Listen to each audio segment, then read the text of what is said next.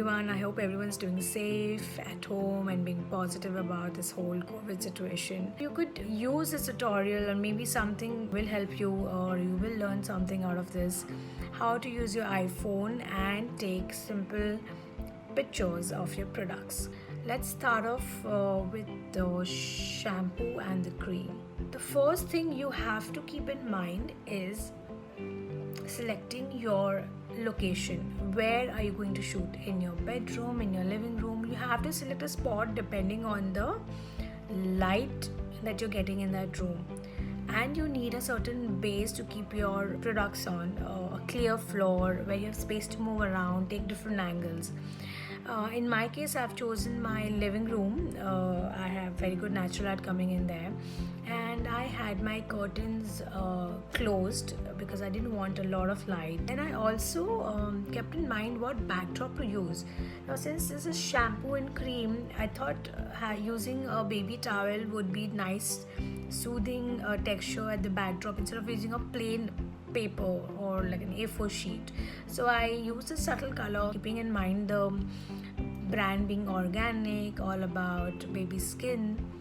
I also removed a lot of bath toys, but I actually didn't land up using any, so I used like a small baby cow, as you see here. First, go on to your portrait mode. Take the angles like a simple top angle. Keep the product in the center. Use a grid. Make sure you're holding the phone with both your hands so that it gets more stability and there is zero movement.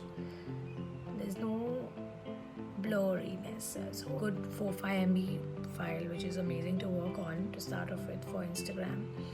So I first shot my pictures on portrait mode. I took another angle in this, and then I've shot my pictures in the square crop mode. The next one is going to be about the stationery, and for this I've used like a simple baby blanket. I used the backside of the blanket. I didn't want a lot of colors clashing into the product, so I have taken a top angle, and as you see I am taking another angle in the square crop mode. I'm not going to worry too much about the photo being bright in the backdrop. I just want my product to be seen nice and clean. You can actually use these pictures for your Etsy account, or for your own website, or for your Instagram handle. The reason I've kept crop mode in square crop is because I want to use it for my Instagram, because that's where most of the sales are happening now. The next one I'm going to talk about is setting up your nursery. Now for this you need a little platform. You can use a table, or you can use a dining table, just a little space under your television. So just make sure you don't click extra information in your frame, like your switches, your wires. Make sure your frame is neat and clean. And I'm taking a horizontal in this one because I don't want to show the bottom of the frame, the top of the frame. I just want to show the products. And it's always good to put in products in use. I've kept a few books, kept a little shoe out there, and just filled it up. Now I'm going to take a square crop just like the other products, and that's the last shot, and here it is.